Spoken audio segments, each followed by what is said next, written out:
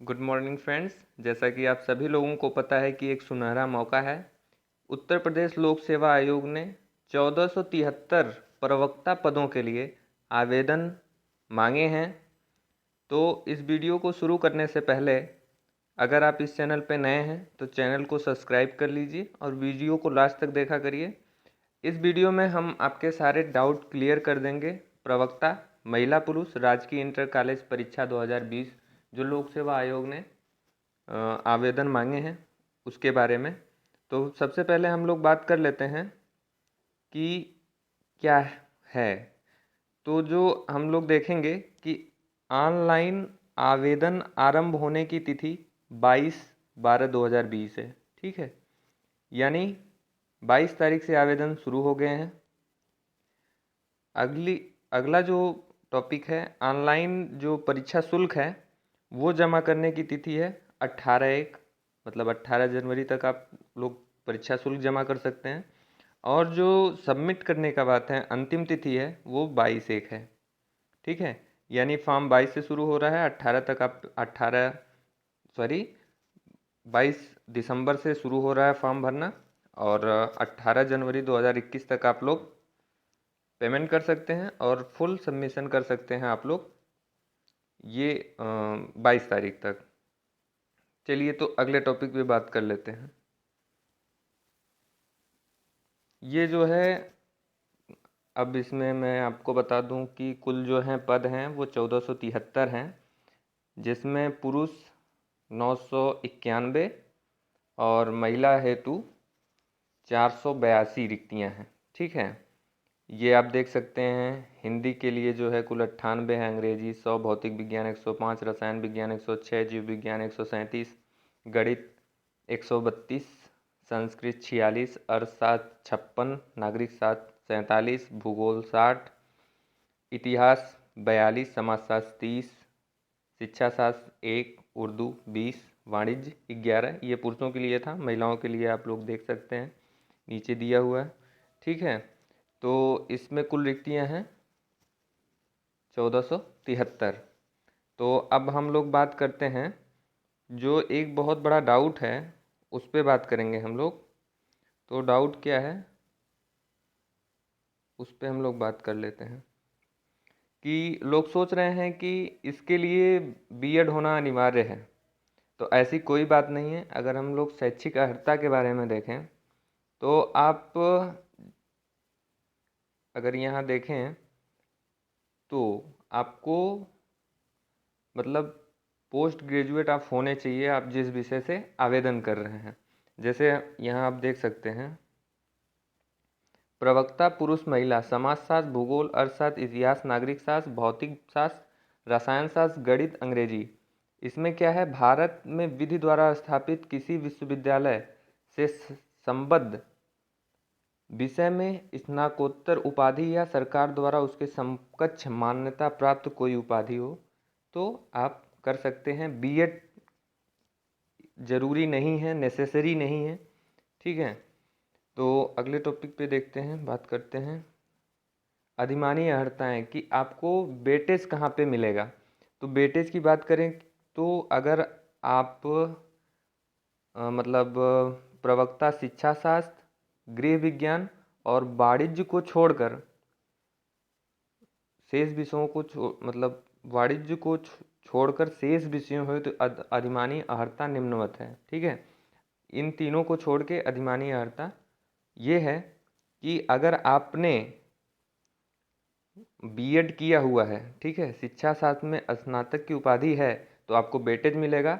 और इन सबों को लेके अगर आपके पास, अगर आप ये शिक्षा शास्त्र में जाना चाहते हैं या फिर गृह विज्ञान में जाना चाहते हैं, उसके बाद भी अगर आपके पास ये प्रादेशिक सेना में कम से कम 2 वर्षों का आपने सेवा की है तो भी आपको वेटेज मिलेगा। और राष्ट्रीय कैडेट कोर में अगर बी प्रमाण पत्र है तो आपको भी वेटेज मिलेगा उसमें। ठीक है, अगली जो बात हम लोग कर लेते हैं, प्रवक्ता गृह विज्ञान पद्धति केवल महिला अभ्यर्थी ही पात्र हैं, क्योंकि उक्त पद की रिक्ति केवल महिला शाखा के लिए है। ठीक है, तो जो गृह विज्ञान प्रवक्ता के लिए है उस पर सिर्फ महिलाओं का चयन होगा। और अगला एक जो ध्यान देने वाली बात है, एक से अधिक विषयों हेतु तो आवेदन करने वाले अभ्यर्थी केवल उसी एक विषय के पद के लिए अर्हत या पात्र माने जाएंगे जिसके प्रश्न पत्र की परीक्षा में वे सम्मिलित होंगे। ठीक है, तो ये है आपका मतलब आप अगर 3 विषयों को छोड़ के यानी शिक्षा शास्त्र, गृह विज्ञान और वाणिज्य को छोड़कर अगर आपने बीएड, एलटी डिप्लोमा किया है तो आपको वेटेज मिलेगा उसका। अगले टॉपिक पे बात करते हैं जो बड़ा ही कंफ्यूजिंग है। कुछ यूट्यूबर भी ये भ्रम फैला रहे हैं कि इसमें 2 परीक्षाएं होंगी और दोनों ऑप्शनल होंगी। तो मैं आपको स्पष्ट शब्दों में बता दूं कि इसमें 2 परीक्षाएं तो होंगी, प्रारंभिक परीक्षा और मुख्य परीक्षा, जैसा कि आप अपने डिस्प्ले पे देख सकते हैं। तो और जो मेन मुख्य परीक्षा होगी वो लिखित होगी। ठीक है, वो उसमें ऑप्शन नहीं आएगा। तो हम एक बार इस पे चर्चा करेंगे। ठीक है, तो आइए शुरू से देखते हैं। प्रारंभिक परीक्षा हेतु परीक्षा योजना एवं पाठ्यक्रम। प्रारंभिक परीक्षा में सामान्य अध्ययन वैकल्पिक विषय का एक प्रश्न पत्र होगा जो वस्तुनिष्ठ व बहुविकल्पी प्रकार का होगा। इसमें प्रश्नों की संख्या 120। ठीक है, वैकल्पिक विषय के 80 प्रश्न होंगे। यहाँ आप ध्यान दीजिए, टोटल जो प्रश्नों की संख्या होगी वो 120 होगी। ठीक है, कुल प्रश्नों की संख्या 120 होगी, जिसमें जो जो आपका वैकल्पिक जिस विषय से आप भर रहे हैं उससे 80 प्रश्न होंगे और सामान्य अध्ययन के 40 प्रश्न होंगे। ठीक है, कुल जो है 300 अंकों का होगा और 2 घंटे, कुल 300 अंकों का होगा और पेपर 2 घंटों का होगा। ये प्रारंभिक परीक्षा के लिए बता रहे हैं। सामान्य अध्ययन के पाठ्यक्रम में अगर आप देखेंगे तो सामान्य विज्ञान, भारत का इतिहास, भारतीय राष्ट्रीय आंदोलन, भारतीय राजतंत्र, अर्थव्यवस्था एवं संस्कृति, भारतीय कृषि, वाणिज्य एवं व्यापार, विश्व भूगोल तथा भारत का भूगोल एवं प्राकृतिक संसाधन, अधुनातन राष्ट्रीय और अंतर्राष्ट्रीय महत्वपूर्ण घटनाक्रम, सामान्य बौद्धिक एवं तार्किक क्षमता। ठीक है, रीजनिंग भी है। उत्तर प्रदेश की शिक्षा, संस्कृति, कृषि, उद्योग, व्यापार एवं रहन सहन और सामाजिक प्रथाओं के संबंध में विशिष्ट जानकारी। अगला प्रारंभिक गणित 8वीं स्तर तक, अंक गणित, बीज गणित, रेखा गणित। ठीक है, गणित भी थोड़ा सा रहेगा 8वीं के स्तर तक, और पारिस्थितिकी तथा पर्यावरण। अब हम लोग बात कर लेते हैं वैकल्पिक विषय। वैकल्पिक विषयों का पाठ्यक्रम मुख्य परीक्षा की भांति होगा। ठीक है, मुख्य परीक्षा लिखित परीक्षा हेतु परीक्षा योजना एवं पाठ्यक्रम आप लोग देख लीजिए। इसमें 2 पेपर होंगे। ठीक है, प्रश्न पत्र 1 और प्रश्न पत्र 2। तो हम लोग पहले के बारे में चर्चा करते हैं कि क्या है। ठीक है, तो पहला है सामान्य हिंदी एवं निबंध, और यहाँ आप देख सकते हैं परंपरागत लिखा हुआ है। तो आयोग के अगर नोटिफिकेशन में जहाँ भी परंपरागत हो गया वहाँ लिखित हो गया। 2 घंटे का आपको समय मिलेगा और टोटल जो है 100 अंकों होंगे। ठीक है, और वहीं दूसरे पेपर की अगर बात की जाए तो ये आपका वैकल्पिक विषय होगा। ठीक है, 3 घंटों का समय मिलेगा और 300 अंकों का ये होगा। अब हम लोग बात कर देते हैं कि हिंदी और जो सामान्य निबंध है उसमें क्या आएंगे। तो हिंदी, ठीक है, का इसका पाठ्यक्रम है 50 अंकों का हिंदी होगा और 50 अंकों का निबंध होगा। तो अपठित गद्यांश का संक्षेपण आपको लिखना होगा। ठीक है, ये आपको संक्षेपण है और उससे संबंधित प्रश्न है, और उससे संबंधित प्रश्न है रेखांकित अंशों की व्याख्या और उसका उपयुक्त शीर्षक। ठीक है, ये चीज़ें हैं। उसके बाद अनेकार्थी, विलोम, पर्यायवाची, तद्भव तत्सम, क्षेत्रीय विदेशी, शब्द भंडार, वर्तनी, अर्थबोध, शब्द रूप, संधि समास, क्रियाएं, हिंदी वर्णमाला, विराम चिन्ह, शब्द रचना, वाक्य रचना, अर्थ, मुहावरे, लोकोक्तियाँ, उत्तर प्रदेश की मुख्य बोलियाँ तथा हिंदी भाषा के प्रयोग में होने वाली अशुद्धियाँ, ये जो हैं ये हिंदी का इतना था। और ये जो दूसरा पार्ट है हिंदी निबंध, वो भी 50 अंक का होगा।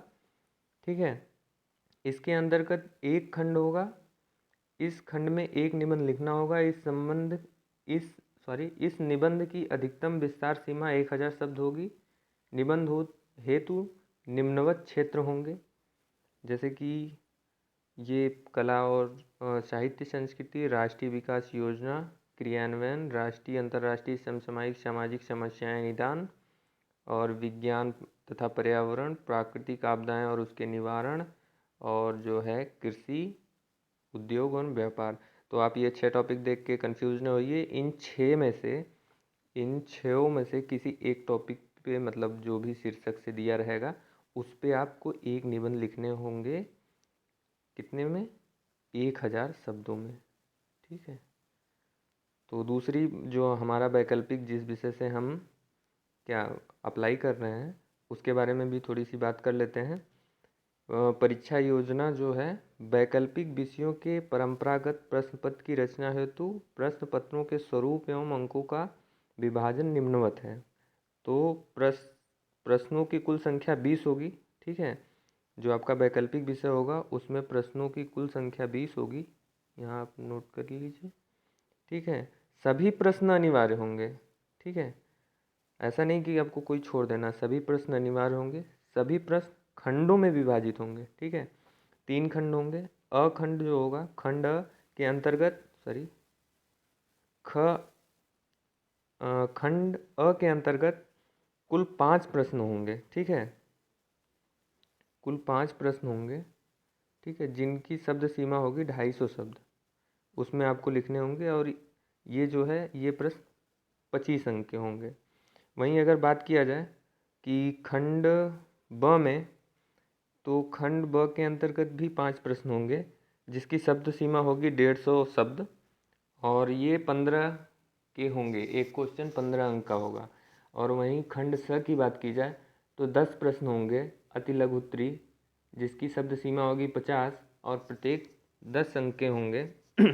तो दोस्तों, मुझे लग रहा है कि आपके सारे कन्फ्यूज़न दूर हो गए होंगे, क्योंकि कन्फ्यूज़न इसलिए ये क्रिएट हो रहा है क्योंकि जो इससे पहले होता था उसमें मेंस होता ही नहीं था। डायरेक्ट आपने पीटी दिया और उसके बाद वो बुलाते थे, सीधे इंटरव्यू लेते थे और सीधे आपको ज्वाइनिंग दे दी जाती थी। तो इस बार आयोग ने इंटरव्यू को ख़त्म कर दिया है, क्योंकि बहुत सा ऐसा होता था कि दलाली चल रही है, घूसखोरी चल रही है। थोड़ा सा और फेयर करने के लिए इन्होंने इस चीज़ को बंद कर दिया है। तो जिससे स्टूडेंटों को फ़ायदा होगा, और जो अपने सब्जेक्ट में पकड़ रखते हैं उनको बेहतरीन फ़ायदा मिलेगा इस चीज़ से। और एक बहुत अच्छी नौकरी है, बहुत सुनहरा मौका है। आप सीधे मुझे लगता है ग्रेड पे तो मैंने इसका देखा नहीं, लेकिन आपका तकरीबन 80 प्लस ही शुरुआत होगी आपकी पेमेंट की। तो आप थोड़ा अगर पढ़ते हैं तो बढ़िया है। तो अगर आपको कोई भी इसके बाद कन्फ्यूज़न रह गया तो आप कमेंट बॉक्स में कमेंट करके बताइए, उसका सलूशन किया जाएगा। और फिर से सरसरी निगाह से देख लेते हैं कि हमने क्या क्या देखा है। टोटल जो है, आवेदन की तिथि 22 दिसंबर 2020 से आरंभ हो रही है, और आपको परीक्षा शुल्क 18 जनवरी 2021 से पहले जमा कर देना है, या 18 तक तो जमा कर देना है। और आपको 22 जनवरी 2021 से पहले फॉर्म को पूरी तरह से सबमिट कर लेना है। और जो पदों की कुल संख्या है वो 1473 है। ठीक है। आप इस कई जो आप अपने सब्जेक्ट से आप अप्लाई कर सकते हैं। अगला जो है वो अधिमानी अर्हताओं के लिए है। तो अगर आपने बीएड या एलटी डिप्लोमा किया है तो आपको अधिमानी मिलेगी। और अगर आपने प्रादेशिक सेना में 2 वर्ष की अवधि तक अगर आपने सेवा दिया है तो आपको वेटेज मिलेगा। और एनसीसी आपने अगर बी प्रमाण पत्र प्राप्त किया है तो उसका भी वेटेज आपको मिलेगा। अगली जो चीज़ है वो ये, इसकी परीक्षा 2 खंडों में होगी। पहला तो प्रारंभिक परीक्षा और दूसरा मुख्य परीक्षा। तो प्रारंभिक परीक्षा तो वैकल्पिक होगी। ठीक है। इसमें आपको ट्रिक का चुनाव करना है। यहाँ आप देख सकते हैं, यहाँ वस्तुनिष्ठ व बहुविकल्पी होगा। ठीक है। वस्तुनिष्ठ उन चीज़ों को कहते हैं जो तकरीबन 100% सही हो पूरे ऑल वर्ल्ड में। जैसे भारत का प्रधानमंत्री कौन है, तो अब बात करेंगे तो नरेंद्र मोदी हैं। अगर पूरे यूनिवर्स में बात किया जाए, अगर कहीं भी बात होता है कि भारत का प्रधानमंत्री कौन है, तो मोदी हैं। मोदी हमेशा आपको मतलब वस्तुनिष्ठ, ठीक है, और ऑब्जेक्टिव, आप एक ही का चुनाव करिए, वही एकदम सही है। और जो ये आपका मेंस होगा वो सब्जेक्टिव होगा, ठीक है। तो ये इसमें आप अपने विचारों का समावेश कर सकते हैं रिटन में। मुझे लगता है अब आपके जो है सारे डाउट क्लियर हो गए होंगे। तो इसके बाद भी अगर आपको कोई डाउट अगर हो तो आप मुझे बताइएगा, उस पर भी एक अलग वीडियो बनेगा, ठीक है।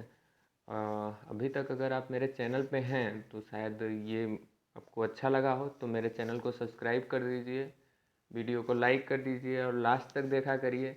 कुछ कमियां रह गई हों तो उन्हें कमेंट बॉक्स में कमेंट करके बताइए, आगे से सुधार करने का प्रयास किया जाएगा।